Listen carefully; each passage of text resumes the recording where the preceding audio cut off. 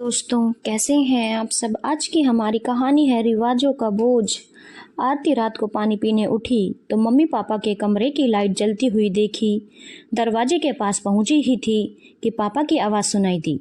आज समधी जी का फ़ोन आया था। कह रहे थे, हमारे यहाँ दूल्हे के खास रिश्तेदारों को मिलने के वक्त कपड़े और चांदी के सिक्के देते हैं। आपको हमारे रीति रिवाज पता नहीं होंगे, इसलिए सोचा बता देते हैं। वो लोग तो शादी से पहले ही इतने रिवाज गिनवा रहे हैं, पता नहीं शादी के बाद क्या करेंगे। लड़के वालों की दहेज की लिस्ट में नई मांग लिखते हुए गगन जी बोले, उनमें ये सब होता होगा तभी बोल रहे हैं, हमें उनके रिवाजों के बारे में क्या पता। रमा जी दिलासा देते हुए बोली, हाँ भाई, अलग जाति अलग रिवाज। कभी कभी सोचता हूँ हमारे बड़े बूढ़ों ने इसीलिए अंतरजातीय विवाह को गलत ठहराया होगा। एक ही बेटी है, उसकी खुशी के लिए ये सब तो करना ही पड़ेगा। आरती रमा जी और गगन जी की बातें सुन अपने कमरे में आ गई।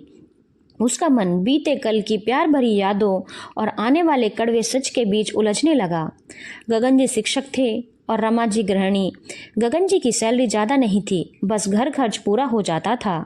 उनकी एक बेटी थी आरती। आरती को अच्छी शिक्षा देना और आत्मनिर्भर बनाना ही दोनों का उद्देश्य था। कॉलेज के आखिरी साल में आरती ने बैंक की परीक्षा पास कर ली थी और अब वह प्रतिष्ठित बैंक में सेवारत थी। समर भी उसी बैंक में था। साथ काम करते करते दोस्ती हुई और दोस्ती प्यार में कब बदल गई पता ही नहीं चला। दोनों ही अलग अलग जात बिरादरी के थे।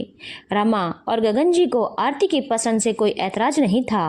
वह दोनों तो बेटी की खुशी में ही खुश थे, लेकिन समर को अपने मम्मी पापा को मनाने के लिए काफ़ी मशक्कत करनी पड़ी थी। शुभ मुहूर्त देख के दोनों की सगाई हो गई। शादी का दिन 4 महीने बाद का निकला। जैसे जैसे शादी के दिन नज़दीक आ रहे थे, समर के मम्मी पापा रिवाजों के नाम पर लंबी लंबी लिस्ट गगन जी को थमाते जा रहे थे। आज आरती अपने मम्मी पापा की बात ना सुनती तो उसे कुछ पता ही ना चलता। उन्होंने आरती को कभी इस बारे में बताया ही नहीं था। रात भर अंतर्द्वंद में उलझे रहने के बाद आरती ने एक निर्णय लिया। सुबह आरती ने ऑफिस की छुट्टी ली और फ़ोन कर समर को भी छुट्टी लेकर मिलने बुलाया। उस दिन दोनों ने कैफ़े में मिलने का फैसला किया। समर ने कॉफ़ी का ऑर्डर दिया और आरती की तरफ देख के बोला, कहो आरती, क्या ज़रूरी बात थी। मल्लिका के हुक्म पर गुलाम को ऑफिस की छुट्टी करनी पड़ी। नाटकीय अंदाज में समर बोला, समर, तुम्हारे मम्मी पापा रिवाज के नाम पर हर दूसरे दिन नई नई फरमाइश कर देते हैं। मेरे पापा इतना कहाँ से करेंगे। आरती ने बिना समय गवाए कहा, क्या कह रही हो, मैं समझा नहीं। शायद तुम्हें पता नहीं, अंकल आंटी शादी की रस्मों के नाम पर पापा को हर हफ्ते एक नया खर्चा बता देते हैं। कुछ हफ्ते पहले तुम्हारी मम्मी ने 30 भारी बनारसी साड़ियाँ खरीदने के लिए ये कहकर कहा कि दुल्हन को ताई चाची मामी और ना जाने किन किन को देने के रिवाज हैं। कल ही पापा मम्मी से कह रहे थे कि तुम्हारे पापा ने मिलनी में खास रिश्तेदारों को कपड़े और चांदी के सिक्के देने के लिए कहा है। उनके रीति रिवाजों के नाम पर सामान मांगने की लिस्ट खत्म ही नहीं हो रही। कभी शादी के नाम पर, कभी त्योहार के नाम पर, कभी बच्चों के नामकरण उपनयन संस्कार के नाम पर। हर बार रिवाजों का बोझ लड़की वालों को ही क्यों उठाना पड़ता है। आरती, तुम इन सब बातों में मत पड़ो, ये बड़ों के बीच की बात है। हमारी शादी हो रही है, हमारे लिए तो यही सबसे बड़ी खुशी है। समर, कैसी बात कर रहे हो, वो मेरे मम्मी पापा हैं, उनको परेशान देखकर मैं कैसे खुश रह सकती हूँ। आरती, मम्मी पापा का बहुत मुश्किल से माने हैं। अगर मैं उन्हें रोकूंगा या कुछ बोलूंगा तो शायद वो हमारी शादी ना होने दे। झेपते हुए समर बोला, ठीक है, तुम उन्हें समझा नहीं सकते तो फिर हमारा रिश्ता भी खत्म।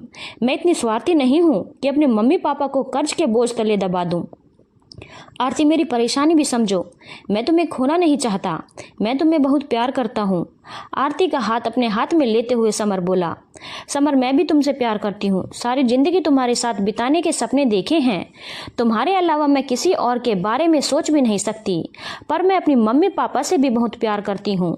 तुम अपने मम्मी पापा को समझा पाओ तो ठीक, नहीं तो हमारा रिश्ता खत्म। अपना हाथ समर के हाथ से छुड़ाकर आंखों में आंसू लिए आरती चली गई। समर भारी मन से आरती को जाते हुए देखता रहा। आरती, आज आने में देर कर दी। हाँ, ऑफिस में काम ज़्यादा था माँ, मेरा सर दर्द हो रहा है, थोड़ी देर सो जाती हूँ। रमाजी से बिना आंख मिलाए आरती अपने कमरे में चली गई।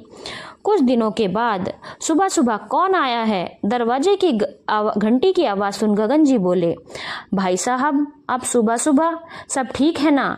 आइए अंदर आइए। समर, उसके मम्मी पापा और बहन को देखते हुए गगन जी बोले, भाई साहब माफ़ी चाहते हैं, लड़के वाले होने के कारण मनमानी करने की भूल कर बैठे।